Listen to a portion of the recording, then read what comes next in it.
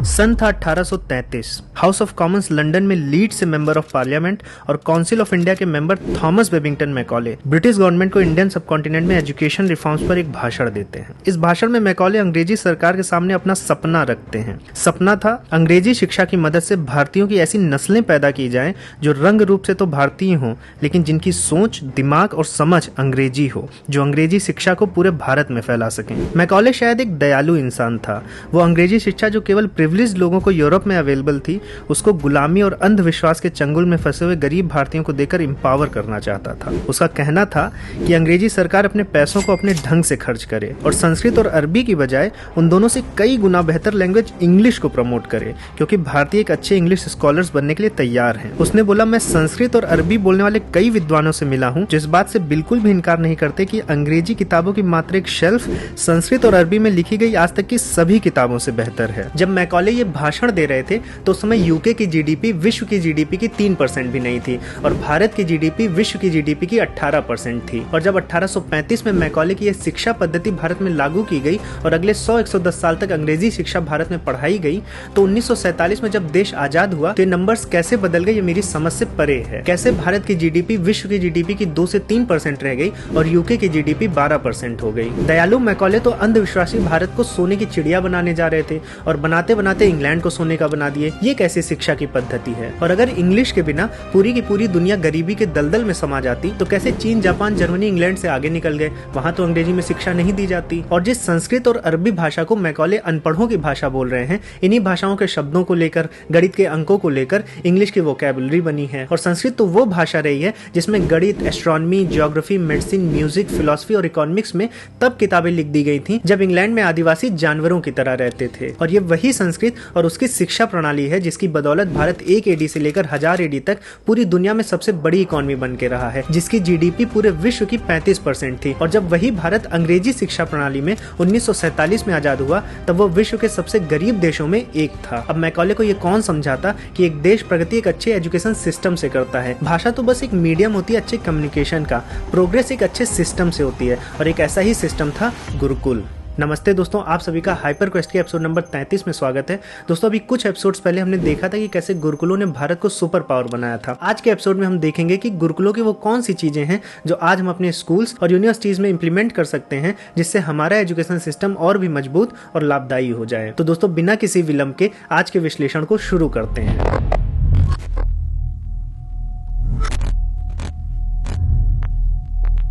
दोस्तों, सबसे पहला और सबसे इंपॉर्टेंट डिफरेंस जो आज की शिक्षा प्रणाली और गुरुकुलों की शिक्षा प्रणाली में देखने को मिलता है और जहां मैं चाहता हूं कि भारत सरकार भी गौर करे, वो है प्रोग्रेशन का। आज के समय में आप कितने भी तेज हों, जीनियस हों, लेकिन आपको अपनी कक्षा में 1 साल गुजारना है तो गुजारना है। लेकिन गुरुकुलों की शिक्षा प्रणाली ऐसी नहीं थी। अगर गुरु को लगता था कि कोई पर्टिकुलर शिष्य तेज है, जीनियस है और अपने स्तर पर ज्ञान अर्जित कर चुका है तो उसको आगे के स्तर पर जाने देते थे। इससे 2 फायदे होते थे। जो बच्चा तेज होता था, जीनियस होता था, उसका समय नहीं होता था, वो तेजी से आगे बढ़ता चला जाता था। और जो बच्चे धीमे होते थे, जिनको ज्यादा गाइडेंस की जरूरत है, उनको गुरु फिर अलग तरह से पढ़ाते थे। और अगर आज देखा जाए तो एक ही क्लास में अगर तेज बच्चे और धीमे बच्चे हैं तो शिक्षक को समझ ही नहीं आता कि किस पेस से पढ़ाया जाए कि जिससे दोनों तरह के बच्चों को 1 साल के भीतर भीतर वो चीज समझाई जा सके। लेकिन अगर आप गुरुकुलों का तरीका देखेंगे तो एक बेहतर तरीका था, क्योंकि वहां पर बच्चों की क्षमता के अनुसार उनको पढ़ाया जाता था। तो ये पहला पॉइंट है जहां पर हमारी एजुकेशन मिनिस्ट्री कुछ सोच सकती है।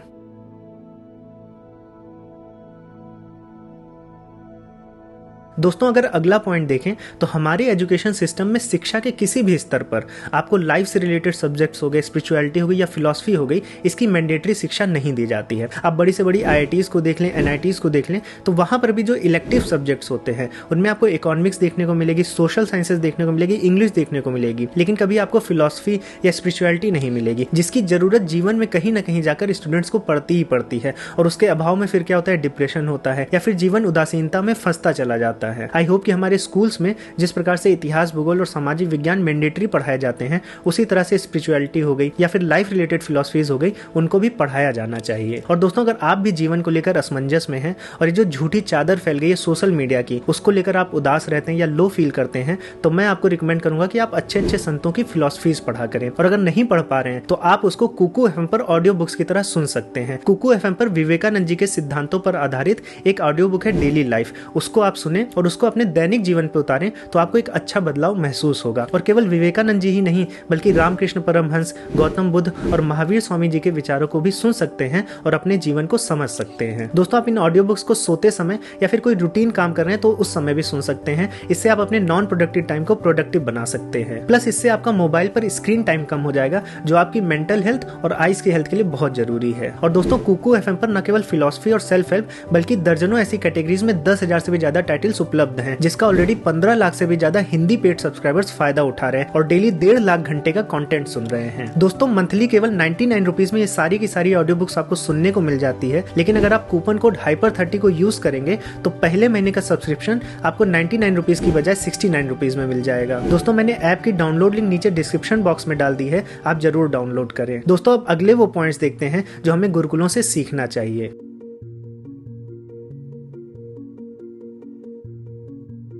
दोस्तों, अगर आप देखें तो गुरुकुल के समय में जो गुरुकुल का परिवेश होता था उसको समाज के पढ़े लिखे लोग, जो विद्वान लोग होते थे, वो इस्टेब्लिश करते थे। जो स्वयं ब्राह्मण होते थे, जिनको विषयों का ज्ञान होता था, वो गुरुकुल की बागडोर संभालते थे। लेकिन अगर आप आज के समय में देखें तो आपको चारों तरफ जो इंजीनियरिंग कॉलेजेस हैं वो मशरूम की तरह उगते हुए दिखेंगे। इसमें होता क्या है, इसमें एजुकेशन की आड़ में जो नेता लोग होते हैं या प्राइवेट बिल्डर्स होते हैं वो रियल एस्टेट का रैकेट चलाते हैं। इसलिए आप देखें तो आपको नाम के हजारों स्कूल्स और हजारों इंजीनियरिंग कॉलेजेस दिखेंगे, लेकिन काम के आपको एक भी नहीं मिलेगा। इसलिए अगर आज स्कूल्स और यूनिवर्सिटीज की जो संचालन प्रक्रिया है उसके साथ साथ ओनरशिप और एडवाइजरी बोर्ड में जो ज्यादा पढ़े लिखे लोग हैं, जैसे प्रोफेसर्स हो गए, साइंटिस्ट हो गए, इंजीनियर्स हो गए, डॉक्टर्स हो गए, अगर इनकी भूमिका बढ़ जाती है तो जो एजुकेशन में इन्वेस्टमेंट हो रहा है उसकी तरफ सिंसियरिटी भी बढ़ जाएगी, जो कि बहुत इंपॉर्टेंट पॉइंट है।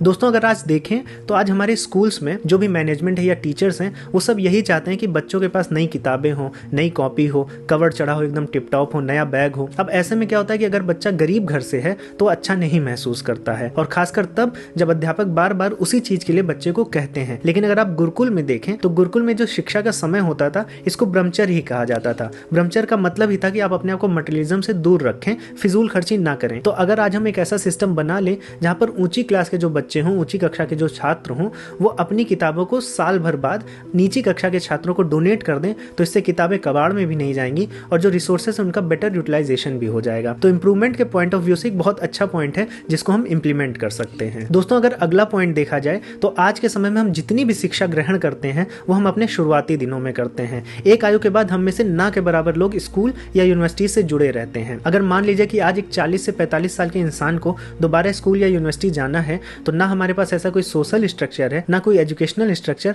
जिससे वो ऑब्वियस तरीके से ये कर पाए। लेकिन गुरुकुल के समय में ऐसा नहीं था। गुरुकुल के समय में जो एजुकेशन सिस्टम था या सिलेबस था वो पूरे जीवन भर के लिए बनाया गया था। वहां पर जो शिक्षा प्रणाली थी वो जीवन के हर पड़ाव के लिए थी। अगर आप देखें तो जो ब्रह्मचर्य आश्रम था जिसमें बच्चा शिशु होता है, नवयुवक तक बनता है, तो उसमें वेदों के संहिता और मंत्र भाग पढ़ाए जाते थे। लेकिन उसके बाद अगर कोई गृहस्थ आश्रम में चला गया है, कोई विवाह कर लिया है तो उसके लिए ब्राह्मण ग्रंथ थे, और उसके बाद अगर कोई वानप्रस्थ है, जंगल चला गया है तो उसके लिए आरण्यक ग्रंथ थे, और उसके बाद कोई संन्यास धारण कर लिया तो उसके लिए उपनिषद थे। तो अगर किसी को जीवन भर ज्ञान अर्जन करना है तो उसके लिए गुरुकुल के दरवाजे हमेशा खुले हुए थे, और गुरुकुल इसको प्रमोट भी करते थे। वो सन्यासियों को बुलाते थे और उनसे जो ब्रह्मचर्य के शिष्य थे उनको पढ़वाया करते थे। तो जो शिक्षा थी वो केवल शिशु और नवयुवक तक ही नहीं सीमित थी, शिक्षा जो थी वो पूरी संन्यास तक जाती थी। तो इस सोशल चेंज को भी आज हम कोशिश करके अपनी सोसाइटी में ला सकते हैं।